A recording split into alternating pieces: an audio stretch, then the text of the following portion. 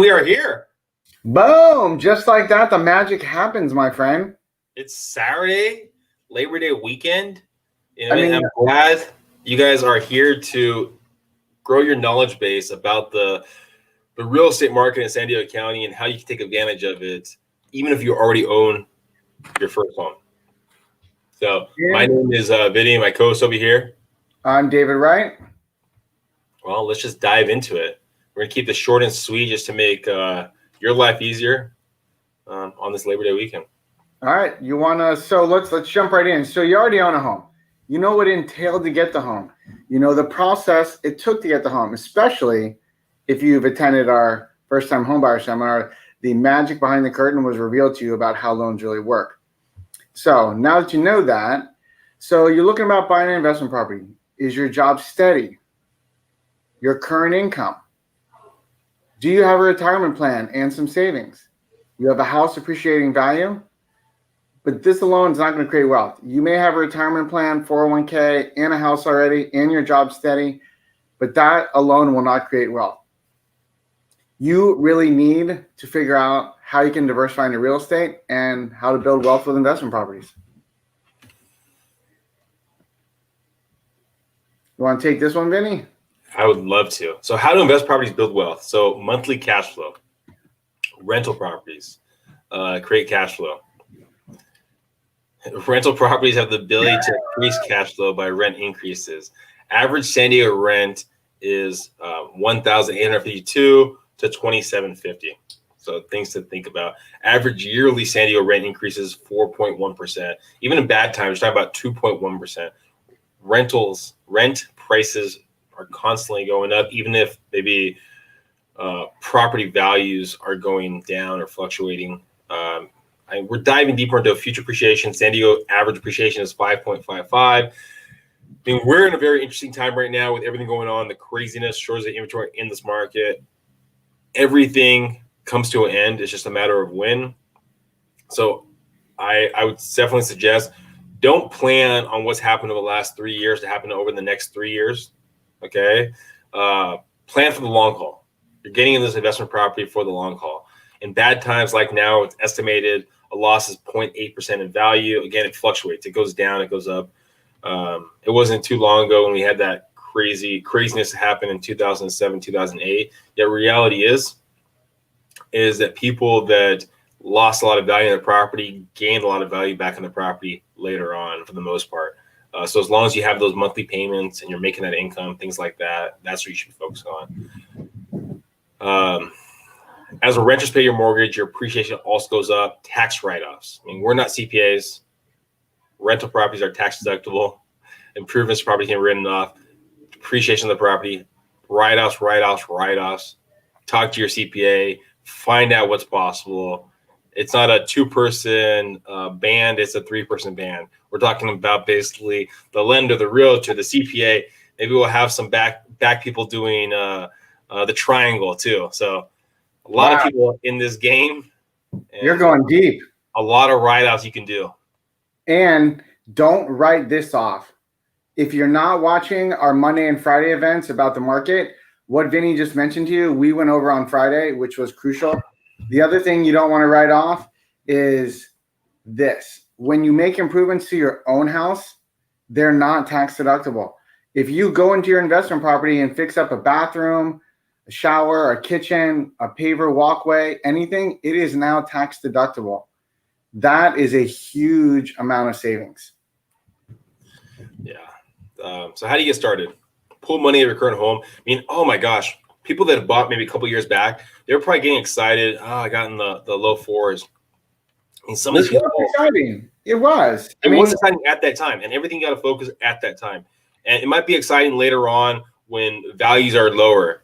Yet, the crazy stats that someone told me, your monthly payment at a $600,000 property today could have been similar to what a monthly payment was, 2 years ago at $480,000. Isn't that crazy?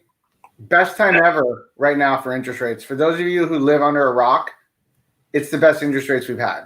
It's amazing. So if you haven't taken advantage of the market, maybe look at the idea of taking money out of your property right now, bringing your rate down a little bit, using that extra money either to buy a second property or build an ADU, a quote unquote granny flat to your property. You can also take out IRA, real estate investment accounts, pool money with other investors to leverage. Just make sure you're aware when money involved, things get crazy. So have stuff down in writing. Yeah, and the other thing that you really, Vinny just touched on this, a lot of clients right now are refinancing, pulling out $100,000 in cash, yet the rate's going down from average right now is going down from 3.875 to 2.875 with $100,000 cash out. And basically they're borrowing $100,000 for like $120 a month. That is amazing. There's so much you can do with that money. These are interesting times. Well, maybe even if you have a low rate right now, you don't want to start the amortization over again. Maybe look at a HELOC. I mean, things like this, there's so much possibilities. You just have to ask the right question and have the right people around you. Cash is king, but cash flow is magic. For the record, Vinny, cash is also queen. Let's not discriminate kings and queens. We're all about being fair to both sides. Equal opportunists to everything we do.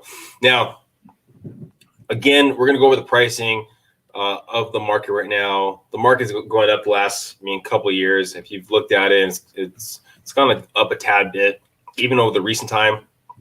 One of the crazy stats that if you watch our market updates that we started kind of throwing out was the idea that we throw out a lot of crazy stats, some nuggets out there that you can take over. But one that I thought was very interesting, under 700,000 for a detached property, we have close to 3 times as many properties under contract than we do have active in the market. I mean, 3 times as many properties under contract than active on the market. The market is crazy right now. Focus on the monthly payments. If you can't or you haven't thought about the idea of buying an investment property, see how you can incorporate what you currently own to add on to it. And with kind of a simpler way to what Vinny broke down, Vinny's very complex with details. The simple version for simple people like me is there's not many homes for sale and there's a lot of buyers. And this map that Vinny has up here shows you why. Because San Diego is located in an area where basically you can only go so far to the ocean and then you only go so far to the mountains and deserts. So we're basically in a key location for long term. That's why we get the growth that we get because of the location of San Diego. All right. So what's most important about the investment property? Is it monthly cash flow? Do you want the highest monthly cash flow? Do you want the ability to be able to increase your rent yearly? Or are you just getting with your first property and later planning on cash flow because of the rent increases? Is it yearly appreciation? Do you want to buy an area that has the greatest yearly appreciation possible, 3-year sale to leverage up? Now, be very careful about something like this. Okay, so I hear a big word coming on. A big word's going to come on, right? So we're probably closer to the top of the market than we are to the bottom of the market. And if someone tells you differently, be careful. So run from them. Things to think about. If you're buying a single family home or a property like that, it allows you the ability to put some sweat equity into the property. Okay. You can add your own appreciation to that property.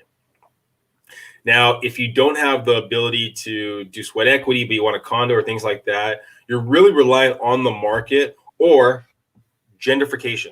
Okay. Gentrification is when a community maybe is a little run down. You slowly start people buying properties in that community, renovating the properties and reselling it and slowly bringing the values up in that area. So you can look in those kind of communities. So those are probably the biggest 2 areas to really look on is your own sweat equity into the property. Okay. Adding on to the property, right? So sweat equity, get a contract, things like that, or watching that community grow. Okay. Besides that, you're really reliant on the market as it goes up and as it goes down. Or buy in an area with lower appreciation because of price, or buy because appreciation is down the road for financing improvements. Is it safety in the investment? Is it location of the property, stability of rent, monthly rent, long-term tenants for a short-term tenant? I mean, one of the big things you hear a lot, and David can attest to this, is people that do Airbnb short-term rentals. You can get, a lot more money with someone like that. Yet if you have someone that maybe you do a 2-year contract with, that day-to-day rent is going to be a lot lower, yet you're going to have more peace of mind. So things to really think about when you're dealing with a tenant that you want to work with. And that, what Vinny just went over, that you really want to look at what you're buying. Would you live in that location? What sort of renters will you attract?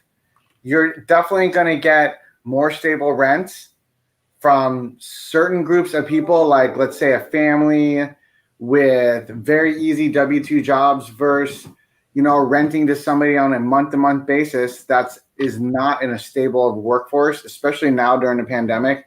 Now we're learning that more than ever, especially with the laws that were passed about evicting people during the pandemic. You can't do it, which means picking the right tenants is very crucial right now.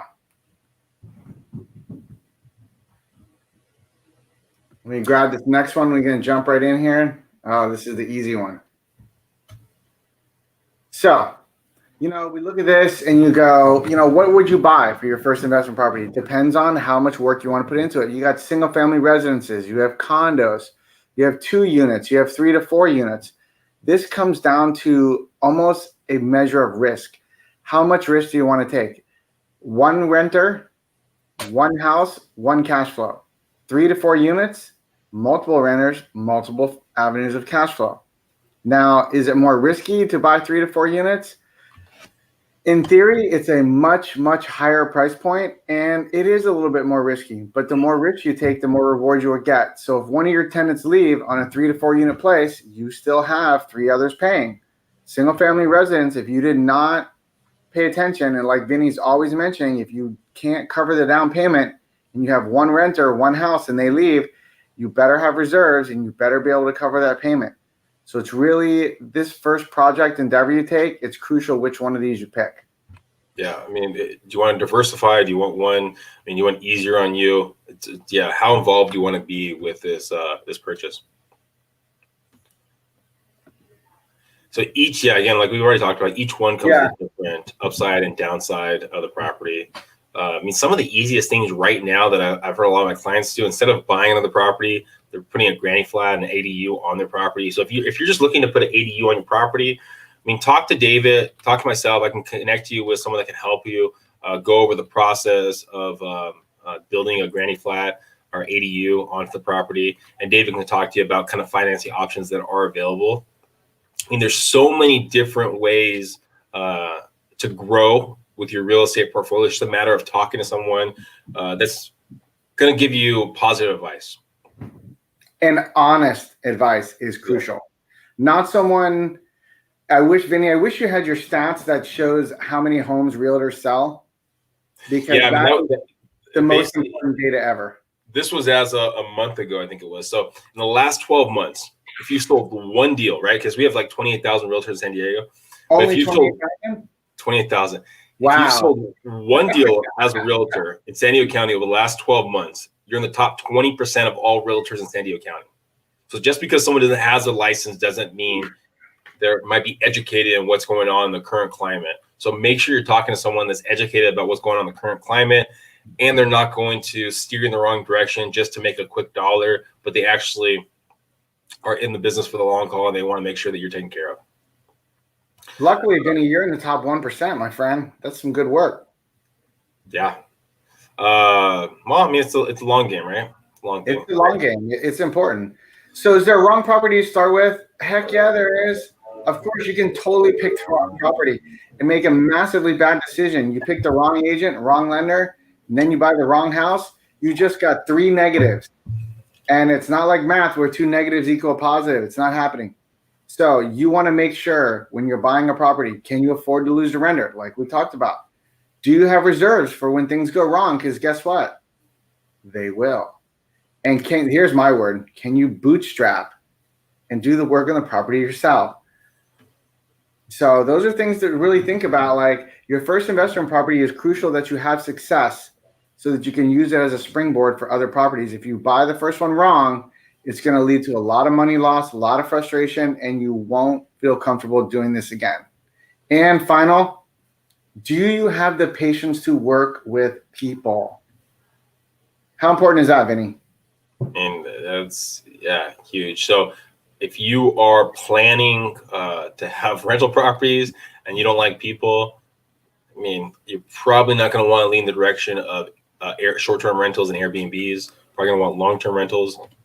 So things to really think about. Or want a property manager. When you mentioned that, I thought I'd throw this out there. A lot of different clients I'm working with right now are Airbnb in their property that normally they would make like $2,800 a month in rent. And instead they're making $6,000 to $8,000 a month in rental property from Airbnb in it. That is insanely lucrative as long as you buy in a location that people want to go to. Yeah. And you're able to, deal with, the turnover, because some months you're not going to have as many people that want to rent it out, and it can get pretty chaotic over time. So let's look at some ways to prevent you choosing the wrong property. Know your neighborhood. Know the area you're buying in. What is the average income? What is the average rent paid? What is the crime rate? So a lot of these platforms you can use. So you can use greatschools.org to get an idea of the school system. I can give you a better idea of the community.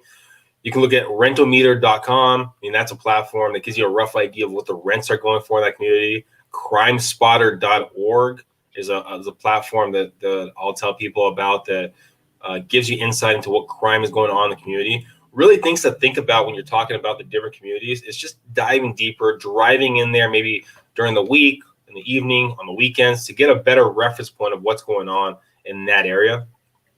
Know the property. What is the age of it? Deferred maintenance. Is it an older home, right? So if it's older home, or maybe it's in the early 20s, there might be some cast iron piping in there. That stuff gets corroded over time. So be careful about. It's electrical. These are things that when you're buying your property, you're going to get some, just do some due diligence on. Is it permitted or non-permitted work? Something to be very careful about. In some communities, you'll see a lot of unpermitted stuff, and things to really think about when you're renting it out, to be very careful about. Vinny, with you mentioning that, I thought I'd share this really quick. I talked to a client yesterday. He bought a for sale by owner. Oh, okay. Yeah, he bought it a year ago. We financed it. We did everything on it, and he started doing work on the house. He found out that once he peeled off the drywall, the electrical was like basically waiting to implode. There was mold on the inside of the house. He easily has $100,000 worth of safety hazards to fix. He's now in a lawsuit suing the for sale by owner guy for not disclosing it. The for sale by owner guy said everything was done up to permit and up to code. He went down to the city and looked everything up. The guy was actually formally rejected and did not pass code, and it was logged in the city. And this guy still sold the house saying it was permitted. So this is just a quick interjection and tell you it's so important. Had this guy had a good quality realtor, he wouldn't have been in this giant mess. Now he's in a lawsuit suing a former owner. Well, over what happened. That's the big thing about having a qualified realtor. There's so many disclosure and documentation that go on during the escrow process. There was a client that worked with someone previously, and then we worked with them afterwards. They were selling their property. They told their realtor that they didn't have a permit on, I think it was a retaining wall that was built. The realtor said, they go, well, should we tell them? And they go, yeah, I verbally told them we don't need to put into any kind of documentation. It's fine.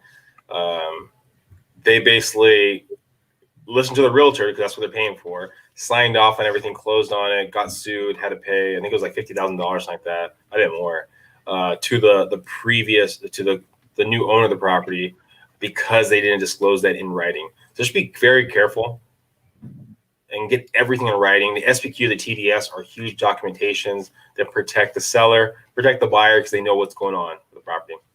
So know the property, average cost per square foot. What improvements can you do to bring in more rent? Why? Because cash. You're here to make money. Yeah. And the other thing, that right there, number 5, accessibility to the parking. For those of you who live in North Park, South Park, heard of these parts of towns, maybe have never been there, PB, Pacific Beach, Ocean Beach, there's no parking. If your renter has to come home and look for a parking spot every day, you will not get as much money. Yeah. Parking is crucial. People, unfortunately, are lazy. They like to come home, pull their car right in the driveway and get out and walk in, which I am one of them, full disclosure. But you're going to get less for rent with no parking. And the other key thing with your zoning, if you find an agent out there on a property that's zoned incorrectly, like let's say you're buying it and it only has one house on it, but it's zoned R2 or multi-units, that is a huge win for you for upside value on long-term creation of wealth from someone else making a mistake. So another important reason why you have to work with a good agent. So learn about mortgages, and great CPAs can help you with tax benefits. I mean, that's huge. Have a good CPA. That could be huge. I mean, also too, talk to your CPA. If you're looking to buy maybe in a year or 2 years from now, talk to your CPA, and they can kind of give you better insight in how to write things off. Yet, because it's going to help you qualify for more money based off of what you're showing Uncle Sam. So things to really think about for a future game plan. So non-owner properties and mortgages. Duplex will have higher rates for loans than single family. When you buy investor, down payment is usually 25%. Correct. 3 to 4 properties will have higher rates than 2 units. More equity in properties means lower rates. Something to think about too, if you're buying a 3 to 4 unit property, maybe you live in one of the properties and rent the other properties out. Things like that can be possible. Get creative. Great CPAs can help you with maximizing tax benefits. CPAs can help you do a 1031 exchange. So 1031 exchange, selling one property for a higher price, but rolling over the tax gain into the new property. These are things that are possible. Great CPAs can help you avoid recapture taxes. Make friend with an honest agent, because that's going to save your butt down the road. It's the CPA part, for those of you who are more savvy. If you went to your CPA and you're paying a lot in taxes, because you probably are, and you said, hey, I'm going to buy an investment property, what would that save me in taxes? That CPA that's good will be able to tell you, after he runs the figures and break it down and go, oh, you'd actually save X amount of dollars in taxes and you have an investment. So the CPA is a crucial, important member of your team. Same with the contractor. And I know, Vinnie, you have horror stories about contractors. I have horror stories about contractors. Full disclosure, I just had a contractor work on my house for pavers, and they did an exceptional job. I'm actually going to do a plug right now because I was so pleased with this. I actually used Western pavers for pavers at my house, and they came out perfect. They actually showed up on time and finished on time and cleaned up every day. It was amazing. The biggest thing I would say is know enough to make you dangerous, and also make it dangerous for the contractor, the person you're working with. If you at least have a little bit of insight and you know more than that person, then it's probably not the right person for you. I mean, I know enough to make myself dangerous when it comes to loans. And if I know more about loans than a lender, that's probably not a lender that I would recommend. No, that would be a negatory. This is my favorite right here. Yeah, why don't you jump into this? Take this one. All right, so let's time to get a little nerdy here. So these are things that can help you out with your investment. So you're wondering, how do I know if it's a good investment? What's 3 simple formulas I can use? Simple. Cash on cash returns. So you look at your annual cash flow, which is how much you basically collect in rents, divided by your initial cash investment equals your cash on cash returns. So let's say, for example, you rent the place out for $3,500 a month times 12, that's $42,000 per year. And then you put down $175,000 on your investment. You're making a 24% rate of return. Absolutely amazing. And go ahead, bring me down, Vinnie. Tell me I'm a little too heavy on this one. He gets very excited about it. I love this one. I'm still waiting for you to find this one for me. If you're getting a 5% return, I mean, that's definitely a positive. What most people look for, a 10% return. But each person's different. Each property is different. It's all about figuring out the best avenue for each person. Why don't you get the next one, David? So the next one, net operating income. This is super important. So you have to look at it and go, what's my net operating income? Well, it's your annual income less your annual expenses. So in our example, if you charge $3,500 a month for rent, you bring in $42,000 per year, but yet you have $12,000 in our example as expenses. So these could be someone helps you with the maintenance, someone helps you with repairs. These could be things going wrong. You do have expenses with rental properties. So let's say they end up being $12,000, $1,000 a month. That's a lot of expenses on a monthly basis for a house. So now your net operating income is only $30K. If your mortgage covers this $30,000, that's a good investment for you, because now you've already planned on the amount of rent you get, you planned on things going wrong with your expenses, and you can still make the payment. So very crucial. And then the final one, payback period. So it took you a long time to save the money, or maybe it did. Maybe you did a cash out refinance, got it instantly, and now you're in the game. But you still want to know, when do you get your money back? So our initial cash investment divided by the annual cash flow. So example, we put down $175,000. We divide it by the amount of money we collect in rents on a yearly basis, $42,000. Break even point, 4.17 years. That is a really good payback period. You can use these simple formulas on any property. They'll really help you out. You don't need to be a mathematics major. As you can see, these are pretty simple, but yet they will always be held tried and true. And if you want us to send you over the slides, feel free to reach out, and we'd love to help you out with that. What else do you do to protect yourself? Learn California renters laws. Ooh. Oh my goodness. There is a lot. I mean, if you lived in California for a good amount of time, you'll know that the renters have a lot of rights and things to be aware about. Hire a qualified realtor to help you, and a qualified lender. Property manager, do you need one? Learn the costs. I mean, costs are associated with probably about, 6 to 8% a month. It really varies, but that's usually about it. Do you need a property manager for what you're looking to do? So, things to really think about. Plan on things going wrong, because they usually go wrong. All right. Great insurance is better than cheap insurance. Sometimes you can get a little bit of both. Sometimes you got to pay a little more to get some better insurance. So, figure out what you're protected against. Get a home warranty on the property too. All these things should really help you out. Realize you're playing the long game to create wealth. Be prepared to take some risks that are calculated. Cash is king, queen, right? One or the other, or both. You'll need to operate and ensure you can sleep at night. Buy rental units, live in one for a while. You can fix it up.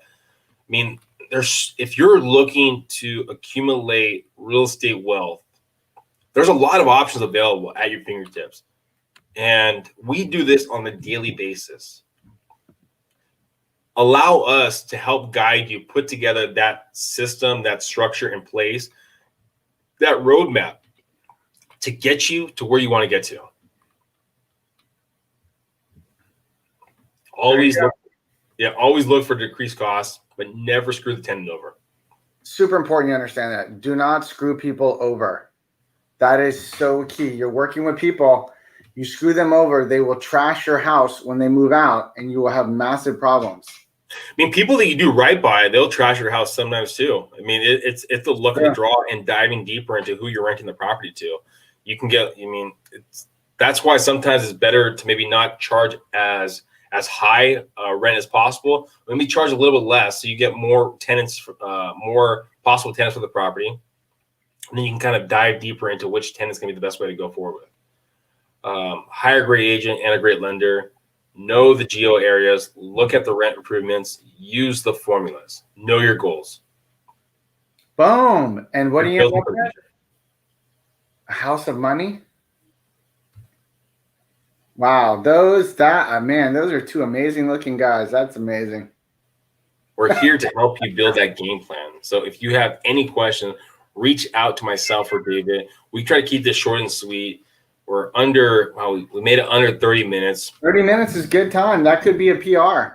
Yeah, short and sweet. If you have particular questions about yourself, about your platform, if you're looking to buy 6 months, a year, 2 years, whatever it might be down the road, or even tomorrow, feel free to reach out to David or myself. Here's the information, and we'd love to be that resource for you. Any last parting words you want to put out there? I think we got some technical difficulties here. All right. Well, we'll just finish it off then. There's a little hiccup right there, but we'll just finish it off. Uh-oh. I think All we right. have. Thanks, guys.